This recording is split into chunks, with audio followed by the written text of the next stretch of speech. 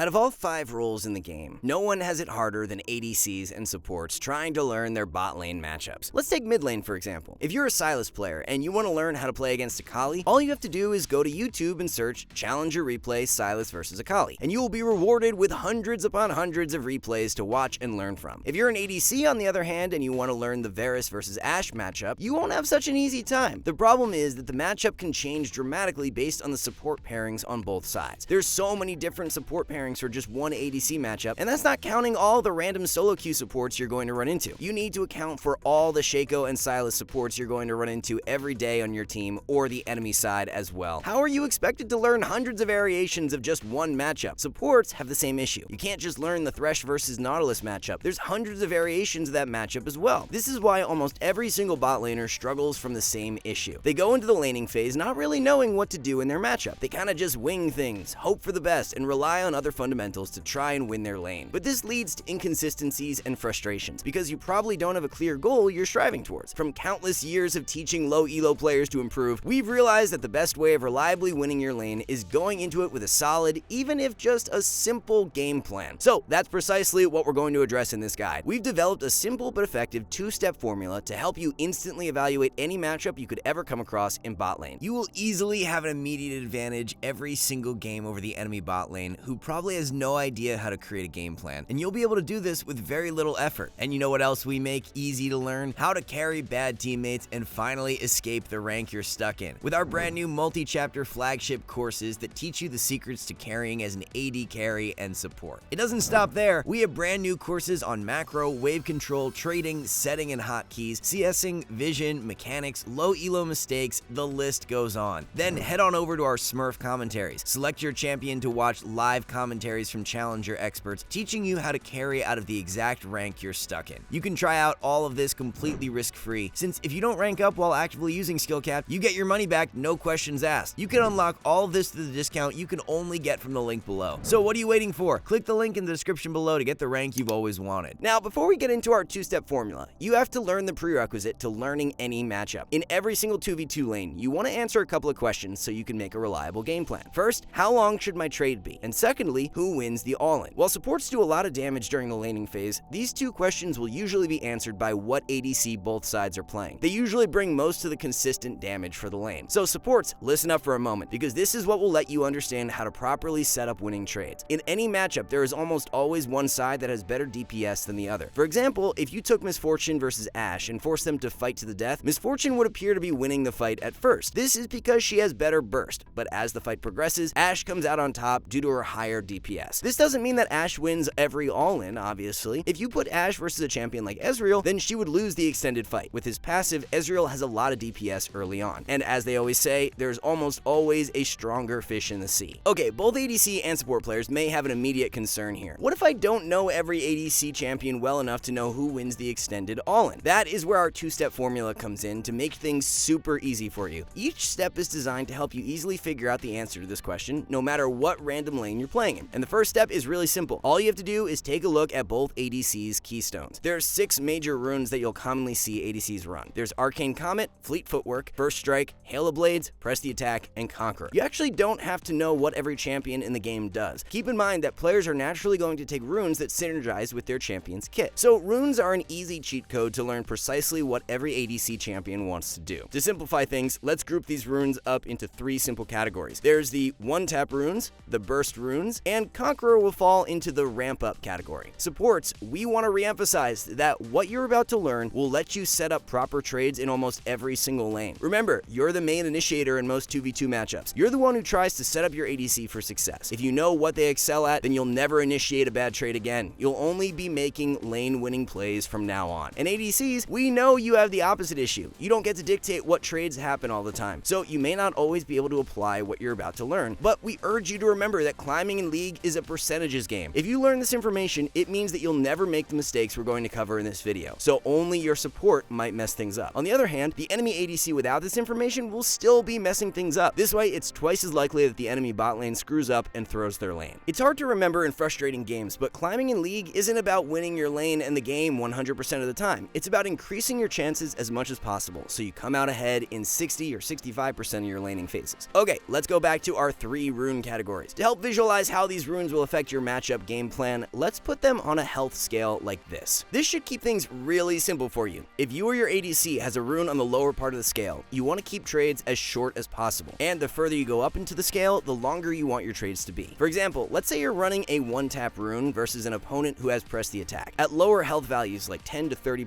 HP, you are favored in trades. This is because your damage happens instantly, whereas your opponent needs 3 autos to proc their rune. In this case, you can probably kill them before they kill you. On the other hand, burst runes are way more favored when both sides are at around 40 to 70% HP. This is because fights will end after about 3 to 5 auto attacks, which is exactly what burst runes are useful for. So if you take an ADC with Hail of Blades versus one running Conqueror, you'll be able to instantly pop your target from 40% HP before your opponent can even begin thinking about ramping up their damage. Keep in mind that although Press the Attack is also a burst rune, it has a little bit more DPSing power than Hail of Blades. So Hail of Blades is usually better when your opponent has 40 to 50% HP. Meanwhile, Press the Attack is really good at finishing off targets at around 60 to 70 HP left. And finally, we have Conqueror. We're sure you can guess that this rune is favored when a fight begins where both sides have 100% HP at the start. This gives the ADC plenty of time to ramp up their rune and get a ton of value out of it. Okay, that's all cool to know, but how do you actually play around this? Well, let's take a look at some examples. Here, we have a Jhin with Fleet Footwork versus a Draven with Press the Attack. Think about our scale. What should be the simple game plan for both sides?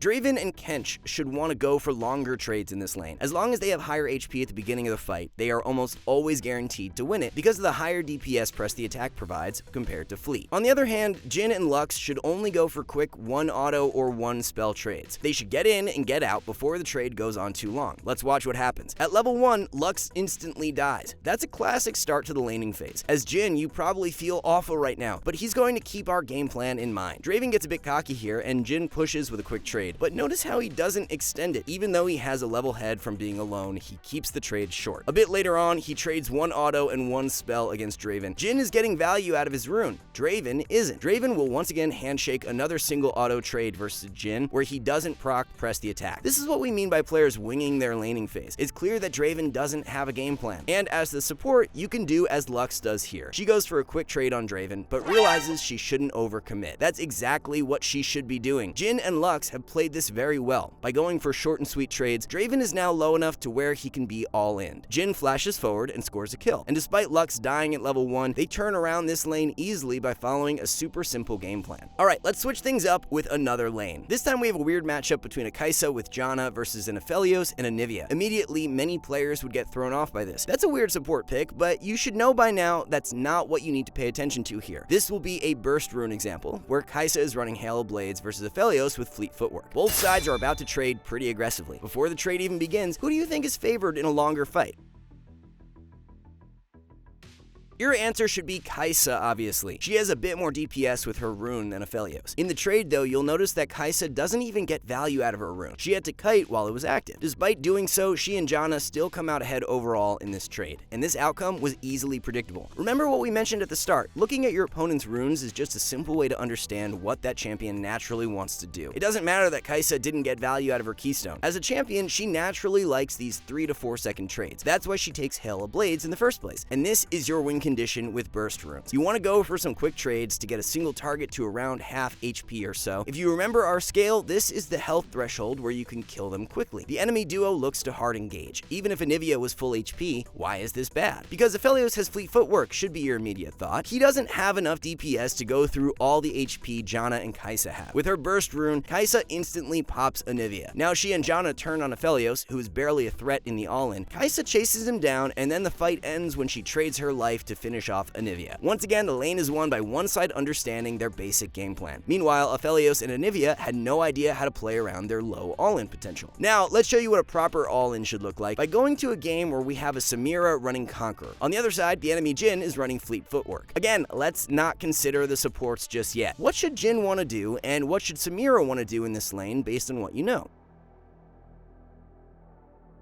Jhin wants to go for very short trades. He should go for trades that consist of 1 auto and maybe a Q, and that's it. On the other hand, Samira wants to commit to an all-in, while she's still got a ton of HP to work with. That's it. Simple, right? Take a look at how Samira is playing early on. She's incredibly far back and playing really trade avoidant and preserving her HP as much as possible. If you're the one who wants to all-in, it's completely acceptable to concede lane pressure early and even miss CS if it allows you to stay at high HP. This is really good by Samira. On the other hand, Senna is trying a bit too hard to put pressure. As a support, you don't want to do this with such a powerful all-in ADC. Just preserve your HP until you can find a clean engage. Unfortunately, there's a bit of a mishap a little later into the lane. Senna and Samira get ganked and end up both dying, putting them pretty far behind in the matchup. So now they're behind. That's not good. This will make the lane much harder. Regardless of that, watch what happens next. As both sides get back to lane, keep in mind that Samira should be on the back foot after those deaths, but she notices that the enemy Zyra made a mistake using all her spells on Senna, leaving herself vulnerable for an all-in. This is your win condition. Being full HP with Conqueror, she runs Zyra down all by herself, while the enemy Jhin can barely do anything. Despite being behind in the 2v2, by simply recognizing how weak Jhin is during extended fights, Samira is able to easily turn this lane around in her favor. Supports, you need to be aware of this too. When both sides are back in lane, they're even since they both got some kills. But Senna is already a bit low from some earlier poke. This gives Zyra way too much confidence, and she oversteps. You need to be careful versus all-in lanes like this. Even with Senna unable to join the fight, Jhin doesn't provide enough consistent DPS to defend Zyra during engages like this. Samira literally continues 1v2ing them because she keeps starting the fight at full HP with her ramp-up rune. Even if you've never seen this lane matchup before, this is really easy to see coming with the first step of our formula. By the way, you can also consider the support keystones in a similar way. As the ADC or support, you can get some additional info on the lane based on the support player's runes as well. Supports with Comet and Aerie are good for poking. Hail of Blades and Electrocute are good for some burst. Aftershock is good for all-ins. And Guardian is a fairly unique rune. Since it provides extra HP during a fight, it's very good at countering burst runes that want to kill you quickly. Or another use for it is to enable Conqueror ADCs to have even more time to ramp up during an all-in by giving them even more HP to play with during the fight. Alright, with all this rune talk, you might already be thinking about a big issue you're bound to run into. For example, what happens when both AD carries are running the same rune, like in this example? Better yet, both supports also have a poke rune. Step 1 of our formula doesn't help us here, so what now? It's actually quite simple. The whole point of our runes breakdown is to find out which side wants to go for shorter trades and which side wants to go for longer trades, right? That is your main goal in every matchup. You want to figure out which side is favored in what types of trades. The other way you can figure this out is by simply playing around which side has more range. Players often criticize this game's balance, but Riot is actually quite good at keeping something consistent in the early game. Typically, if a champion has more range than another champion, they're almost always worse in an all-in. That just makes sense, right? If a champion could poke you and go for crazy all-in fights, they'd be completely broken. So it only makes sense that long-range champions struggle a bit in lengthier encounters. What this means is that you never want to go in with the same game plan every game, even if you only play one champion. For example, let's imagine a Vayne and Janna versus a Xayah and Taric. Think about their ranges for a moment. Which side of the matchup would want to go for short poke-based trades, and which side would want to go for a longer all-in?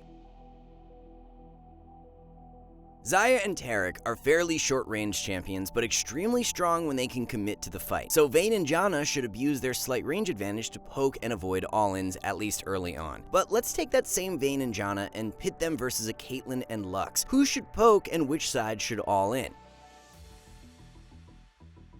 Caitlyn and Lux are obviously some of the longest range champions in the game, so the Vayne and Janna should adapt. We're aware that this duo is normally not a strong all-in combo, but by having so much range in their kit, Caitlyn and Lux are balanced around having fairly weak kits when getting engaged on. Knowing this, the Vayne and Lulu should probably concede some CS, preserve their HP, and try to force a longer all-in when they have the opportunity. Now, let's go back to this game. Despite all the runes being the same on both sides, what do you think both sides should do in this matchup? Ezreal and Ashe are decently ranged champions, so they should be the side to go for short trades or poke. Meanwhile, Jinx and Lulu are not the best all-in combo. We know that, but compared to Ashe and Ezreal, they are definitely favored in longer fights. So their goal should be simple. Maybe give up some CS, save HP, and wait for an opportunity to fight. Unfortunately, they won't do that. Ezreal and Ashe actually play this lane pretty well. Notice how they only play to poke and nothing more. They're only doing either one auto or one spell per trade. That's precisely how you play this lane. If you have the range advantage, there's no reason to go for longer fights until you've got a massive lead already. Jinx, on the other hand, is not conceding CS when she needs to. Yes, this lane is annoying to play, but if you lose all your HP, then she can't play for the one win condition she does have. And because she and Lulu can't go for long fights, they can't do anything. Because they had no simple game plan going into this lane, they slowly bleed out and lose this lane right from the get-go. Before we continue, we want to emphasize that our two-step solution isn't going to give you challenger level insight into every single matchup. That being said, at the very least, you'll get a decent idea for for what you should be doing in almost any lane. From all the low elo games we observe, most bot lanes appear to lose because they go into every single lane without a game plan. Like we mentioned at the start, they just wing it, play randomly, and hope that things work out. We cannot emphasize how even the most simple of game plans can make you a much more consistent player in the long run. Our two-step system isn't perfect. There will still be some exceptions every now and then where our guidelines are maybe a bit off, but for the most part, following these tips should give you a simple foundation to start from in every single game, regardless of what random matchup you find yourself in. So let's put you to the test. We're going to give you a fairly tricky lane to break down. In this game, we've got a Caitlyn with Fleet Footwork and a Blitzcrank with Aftershock. On the other side, there's Lucian with Press the Attack and a Lux with Arcane Comet. Based on step 1, this is a weird lane for both sides. Caitlyn has a one-tap rune versus Lucian, who has a burst rune. This means that ideally, she'd like to play for poke in this lane rather than take longer fights. Problem is, she has a Blitzcrank support who only wants to all-in at all times. And Lucian has a similar problem. Based on his runes, he should want to take a longer trade versus Caitlyn, but he's got a Lux who is better off poking in this lane. And as far as range goes, it's kind of split, right? Caitlyn outranges Lucian, but Lux outranges Blitzcrank, so it kind of evens out. So what do you think? You can pause if you want to think about it some more. How would you approach this lane from either side of the matchup?